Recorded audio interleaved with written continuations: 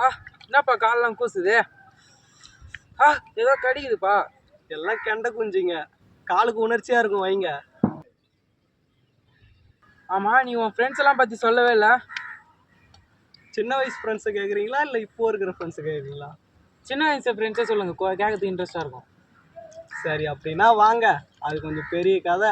பொறுமையாக ஒரு இடத்துல உட்காந்து சொல்கிறேன். வாங்க, செருப்பை போடுங்க. காலுக்கு உணர்ச்சியா இருக்குல்ல? ஆமாங்க. எல்லா கதையும் உங்ககிட்ட சின்ன வயசுலேருந்து சொல்கிறேன். வாங்க, முதல்ல இப்படி வந்து உட்காருங்க.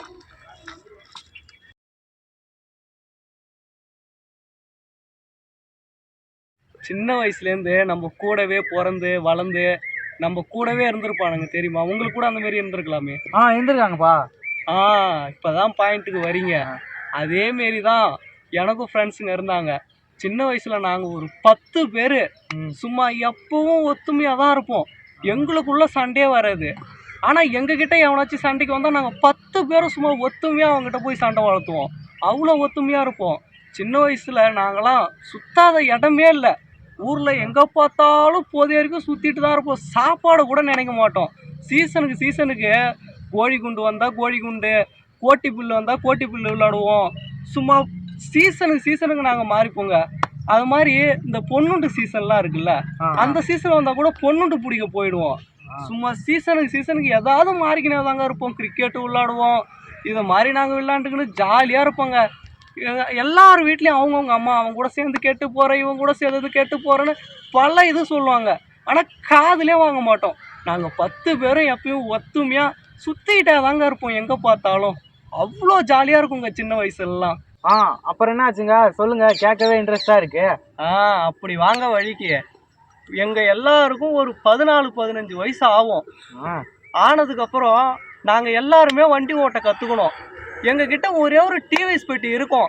அந்த டிவிஎஸ் பெட்டி எடுத்துக்கிட்டு சும்மா நாங்கள் மட்டும் எங்கே பார்த்தாலும் பானிபூரி சாப்பிட போவோம், டீ குடிக்க போவோம், சிக்கன் ரைஸ் சாப்பிட போவோம். எங்கேயாவது சுற்றிட்டே இருப்போங்க.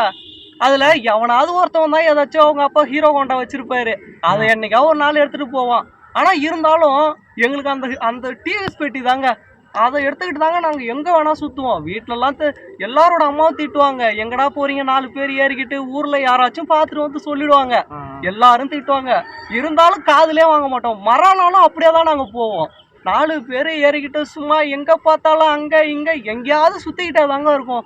அவ்வளோ ஜாலியாக இருக்குங்க அப்போல்லாம். சொல்லுங்க, கேட்கவே இன்னும் இன்ட்ரெஸ்டா இருக்கு, சொல்லுங்க. இதுக்கப்புறம் தான் ஃபீலிங்ஸு, கிளைமேக்ஸு எல்லாமே இருக்கு. என்னங்க ஃபீலிங்ஸ்ன்றீங்க? ஆமாம், சொல்கிறத கேளுங்க. எல்லாருக்கும் ஒரு 19 வயசு 20 வயசு ஆச்சு. அவன் எல்லாம் காலேஜை முடித்தான். காலேஜை முடிச்சுட்டு ஆளுக்கும் ஒரு திசையில் பிரிஞ்சுட்டானுங்க. அவன் எங்கே போனான்னு தெரியல, எந்த மூலையில் இருக்கான்னு தெரியல. ஆனால் அவன் ஒரு இடத்துல பிரிஞ்சுட்டோம். எல்லாராலையும் எல்லாரும் ஒரே இடத்துலயே போகவும் முடியல. அவன் ஒரு இடத்துக்கு போயிட்டானுங்க. மனசுக்கே ரொம்ப கஷ்டமாயிடுச்சு. அந்த பிரிவெல்லாம் இன்னுமே எங்களால் ஏற்றுக்க முடியலங்க. மனசுக்கு அவ்வளோ ஒரு கஷ்டங்க அவனுங்களை பிரிஞ்சதெல்லாம். ஏன்னா நாங்கள் 10 பேர் அப்படி இருந்தோங்க. இன்றைக்கி ஆளுக்கும் ஒரு திசையில் இருக்கோங்க. மனசுக்கே ரொம்ப அதெல்லாம் கஷ்டமான ஒரு விஷயங்க. அதுக்கப்புறம் இருந்தாலும் பரவாயில்லைங்க. இந்த தீபாவளி, பொங்கல் ஏதாச்சும் ஃபங்க்ஷன்னா வந்து வச்சாங்கன்னா வருவானுங்க வீட்டுக்கு. நமக்கு கால் பண்ணுவானுங்க, நான் வீட்டுக்கு வரேன்னு. மனசுக்கே அவ்வளோ ஒரு சந்தோஷமாக இருக்கும். இவன் வரும்போது நமக்கு கால் பண்ணிட்டு வருவான். ஏன்னா வீட்டுக்கு வந்தால் நம்ம பஸ்லேருந்து இறங்கி நம்மள தான் இறங்கிட்டு கூப்பிடுவான், என்னை வந்து கூப்பிட்டு போனேன். அப்போல்லாம் நம்ம மனசுக்கே அவ்வளோ சந்தோஷமாக இருக்கும். நம்ம ஃப்ரெண்ட்ஸு வந்துட்டானே, நம்ம கூட ஒரு 2-3 நாள் தங்குறன்னு வேற சொல்லிவிடுவான். அவ்வளோ ஹாப்பியாக இருக்குங்க. இங்கேருந்து போய் அவனை கூப்பிட்டு வரும்போது அந்த பைக்கில் சும்மா இப்படியே கத்திக்கிட்டே வருவோங்க.